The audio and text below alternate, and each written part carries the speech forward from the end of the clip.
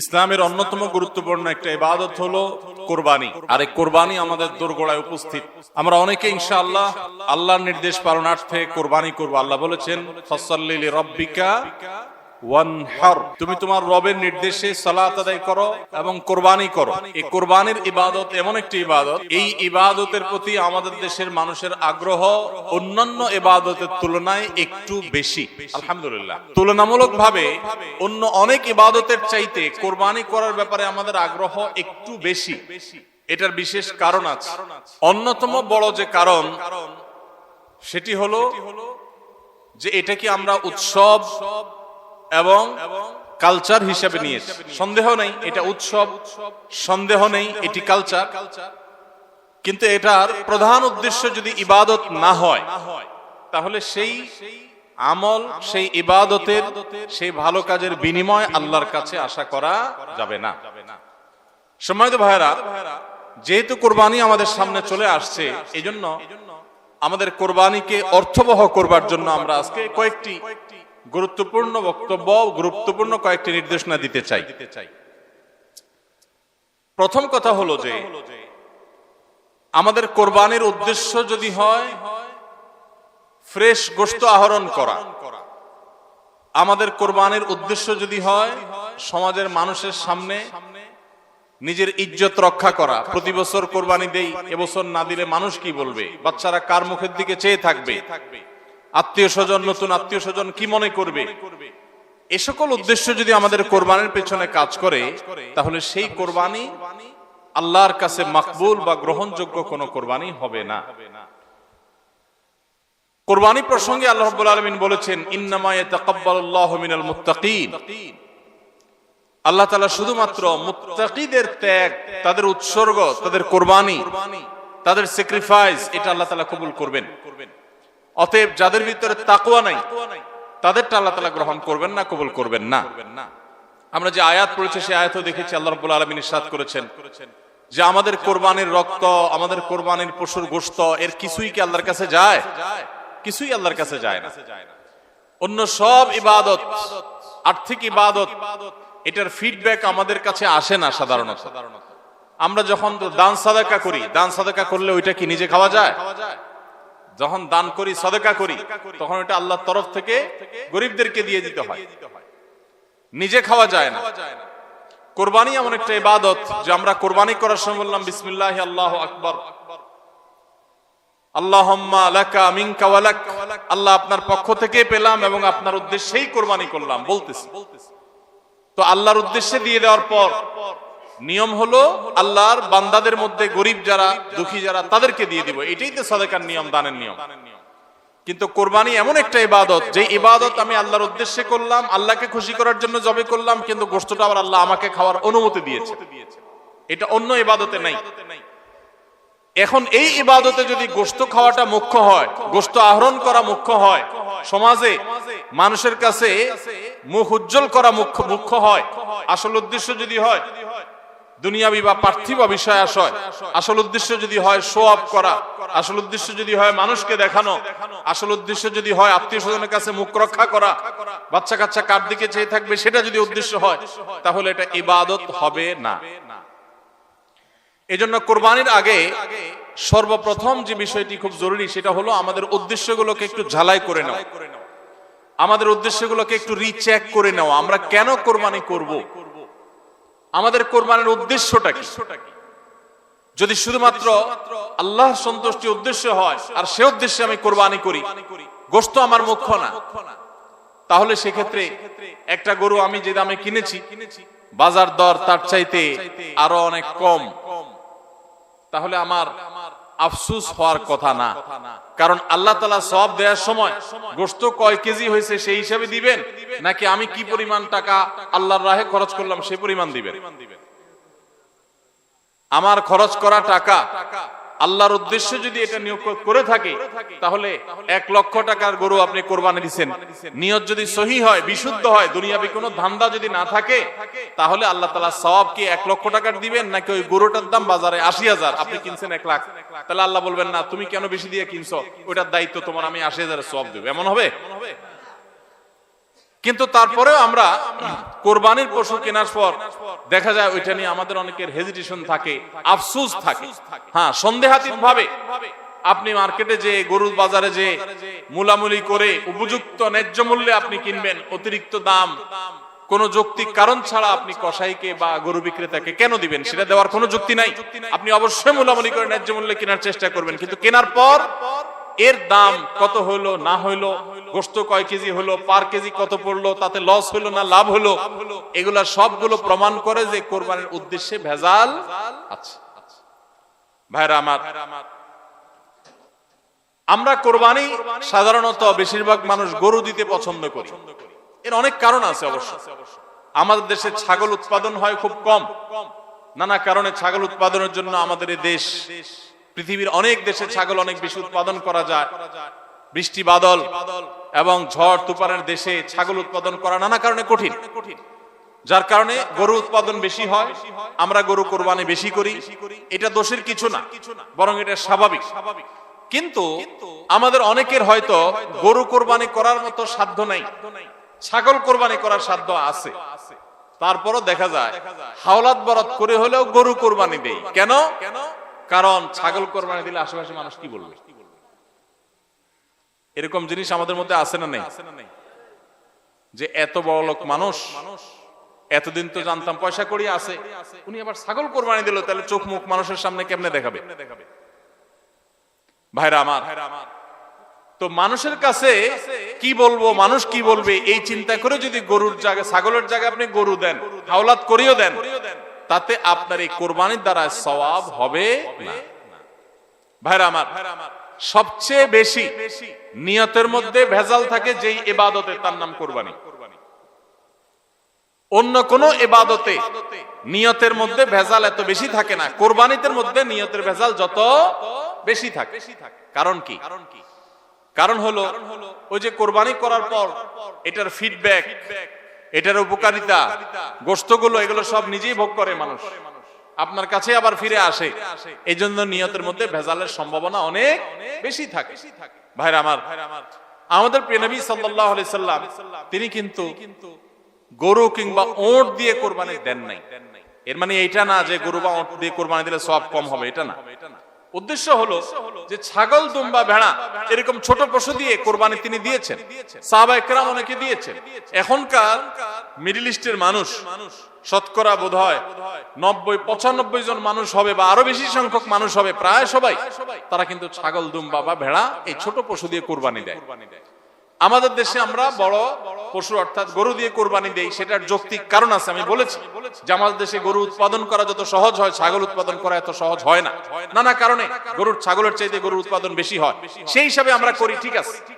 কিন্তু যদি উদ্দেশ্য হয় বড় পশু কোরবানি করে আমি বড় কোরবানি দাতা জাহির করব নিজেকে, তাহলে এর মাধ্যমে সওয়াব হওয়া তো দূরের কথা, মানুষ দেখানো ইবাদত করার কারণে শিরকে আসগরের গুনাহ হওয়ার আশঙ্কা আছে। আমার কথা কি বুঝাইতে পারছি? ভাইরা আমার, আমাদের দেশে বাস্তবতা হলো কিছু নেককার মানুষ আছেন, আল্লাহ তাআলা পয়সা করে দিয়েছেন, হালাল টাকা, আবার আল্লাহর উদ্দেশ্যে বড় পশু কুরবানি করে গরিব দুঃখীকে গোশত খাওয়ায়, গরিবদের পুষ্টির যোগান হয়, এরকম নেক উদ্দেশ্যওয়ালা মানুষ আছে আলহামদুলিল্লাহ। কিন্তু এই সীমিত সংখ্যক মানুষ ছাড়া সাধারণত গরুর সাইজ যত বড় হয় নিয়তের ভেজাল তত বেশি হয়। আমি কি আপনাদের বুঝাতে পারছি? সাধারণত গরুর সাইজ যত বড় হয় নিয়তের ভেজাল তত বেশি হয়। সব ক্ষেত্রে এটা প্রযোজ্য না। অনেক নেককার মানুষ আছেন যে গরুর সাইজও বড়, মাশাআল্লাহ নিয়তটাও খালেস, আবার উপার্জনও হালাল, এরকম আল্লাহর বান্দাও আছেন, কিন্তু তাদের সংখ্যা খুবই কম। সাধারণত গরুর আকার যত বড় হয়, এই বেশিরভাগ এই শ্রেণীর কোরবানি দাতাদের নিয়তে ভেজাল বেশি। আপনি ঢাকা চলে যাবেন, গুলশান, বারিধারা, ঢাকার একেবারে এলিট শ্রেণীর মানুষের বসবাস যে সমস্ত এলাকা, সে সমস্ত এলাকায় দেখবেন এক এক বাড়ির ভিতরে গ্যারেজে বিশাল বড় বড় 3টা, 4টা, 5টা গরু, এক একটা 4 লাখ, 3 লাখ, 5 লাখ এরকম দামের গরু। এই বাড়িওয়ালাদের বেশিরভাগ লোকদেরকে দেখবেন জীবনে এরা মসজিদের ধারে কাছেও যায় না, কিন্তু কোরবানিটা করে মাশাআল্লাহ। কারণ কি? একে তো কোরবানি করে গরিব দুঃখী লাইনে দাঁড়ায় থাকবে, আপনার চেয়ারে বসে বসে গরিব দুঃখীরে কোরবানি গোশত দেব, ভালোই তো লাগে। একটা বাকাওয়াতি জাহির হয়, দানবীর সেটা জাহির করা যায়, উৎসব হয়, আনন্দ হয়। আমি আগে বলেছি কোরবানি এটা উৎসব, কোরবানি একটা ইবাদত, এটা ইসলাম এবং মুসলমানদের সংস্কৃতি, সন্দেহ নেই। কিন্তু সব কিছুর উপরে ইবাদতের মানসিকতা প্রাধান্য থাকতে হবে। কারণ ইব্রাহিম আলাইহিস সালাম যে কোরবানি করেছিলেন, সেই কোরবানি মূলত আল্লাহর নির্দেশ পালনার্থে করেছিলেন। তিনি মূলত আল্লাহর কাছে প্রমাণ করেছেন বা আল্লাহর কাছে প্রকাশ করেছেন যে আল্লাহ যত আদেশ করেন, যত নিষেধ করেন সব তিনি মানবেন। এমনকি নিজের সন্তানকে কোরবানি করার নির্দেশ আল্লাহ করার পর সেটাও মানতে তিনি প্রস্তুত হয়েছেন।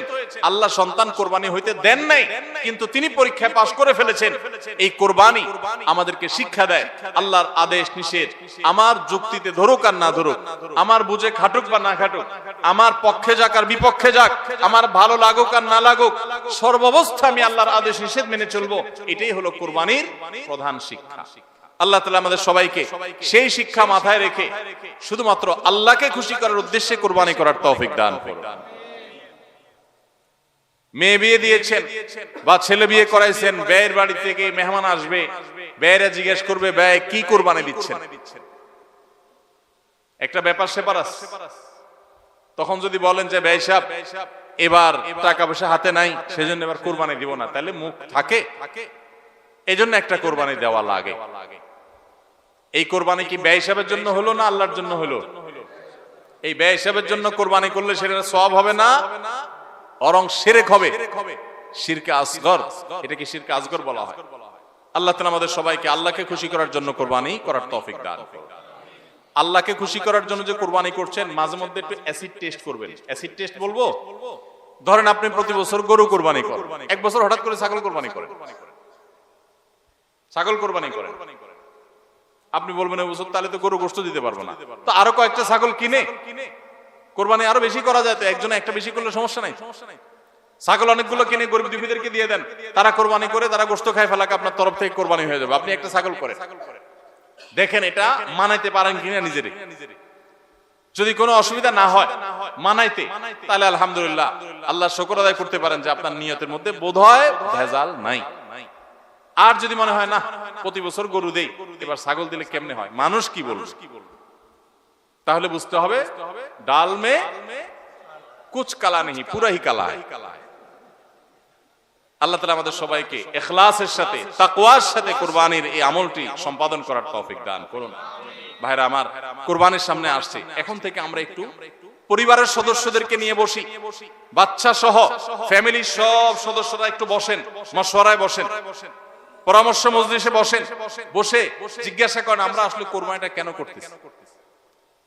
গোশত খাওয়া, ফ্রেশ গোশত আহরণ করা, মানুষের সামনে নিজেদের মুখ উজ্জ্বল করা, কি ধান্দা, উদ্দেশ্য কি? একজন একজন করে সবাই মতামত নেন এবং এটা নিশ্চিত করেন যে আমরা আল্লাহর জন্যই কোরবানি করছি। এটা কিভাবে নিশ্চিত করব? একটা তো বললাম যে বিশাল বড় গরু কোরবানি করেন সব সময়, এবার একটু ছাগল কোরবানি করেন, দেখেন তো মনরে মানাইতে পারেন কিনা। কারণ আপনি বলবেন ভাই গরু কোরবানিতে অনেক টাকা লাগে, ছাগলে তো অনেক কম টাকা লাগে, তাহলে এই কোরবানি ওইটা চাইতে কিভাবে উত্তম হয়? আমি উত্তম বলতেছি না, আমি বলতেছি যে আপনার নফস, আপনার মন মানে কিনা যে আমি গরুর জায়গায় ছাগল কোরবানি করলেও তো হবে, হবে না হবে না? কেউ যদি ছাগল কোরবানি করে তার কোরবানি হবে কি হবে না? হবে। কোরবানি ছাগলও করা যায়, গরুও করা যায়, বেড়াও করা যায়, দুম্বাও করা যায়, মহিষ দিয়েও করা যায়, উট দিয়েও করা যায়, এই সব পশু দিয়ে কোরবানি করা যায়। অতএব আপনি এবছর একটু ছাগল দিয়ে করেন, বাকি গরু কেনার যে আরো বাজেটের টাকা ছিল সেগুলো দিয়ে আরো কয়েকটা ছাগল কিনে গরিব মানুষকে দিয়ে দেন, ওটা যাতে এলাকা মানুষ ট্রেন না পায়, অন্য এলাকায় দিয়ে দেন। আমরা সুন্নাহ ফাউন্ডেশনের তরফ থেকে সারা দেশে বিভিন্ন জায়গায় জায়গায় কোরবানি করি। অনেক প্রবাসী আছে, অনেকে ইউরোপ আমেরিকার এমন এমন দেশে আছেন সেখানে কোরবানি চাইলেও করা যায় না, সুযোগ নাই, বা দেশে অনেকে আছেন যে তার হয়তো সে সুযোগ নাই, ক্যাপাসিটি নাই, নানা কারণে সুবিধা অসুবিধা আছে। তো তো আমরা তাদের তরফ থেকে কোরবানি করে দেশের বিভিন্ন গরিব দুঃখীদের আপনার বাসা বাড়িতে আমরা তাদের ঘরে ঘরে গোশত পৌঁছাই দিই। তো আপনি গরুর বাজেটের টাকা দিয়ে একটা ছাগল কিনে বাকি টাকা দিয়ে এরকম ছাগল কিনে মানুষকে দান করে দেন, জবাই করে অন্য মানুষকে গোশত দিয়ে দেন, এলাকা দিলেন না, মানুষ টের পেল না, তাহলে মনকে মানাতে পারেন কিনা দেখেন। এটা হলো অ্যাসিড টেস্ট। আমি বলতেছি না সবসময়, মাঝে মধ্যে এরকম করে দেখেন যে মন মানে কিনা। যদি দেখেন যে না মন মানে, তাহলে আলহামদুলিল্লাহ ভাইরা আমার। আর একই ভাবে মাঝে মধ্যে আমার কোরবানি আমি জবাই করলাম, গোশত সব দিয়ে দিলাম, ফ্রিজে খুব একটা ভরলাম না, অল্প স্বল্প রাখলাম, কারণ আল্লাহ তাআলা বলেছেন ফাকুলু মিনহা ওয়া আতিমুল বাঈসাল ফাকির ফাকুলু মিনহা ওয়া আতিমুল কানিআ ওয়াল মু'তার।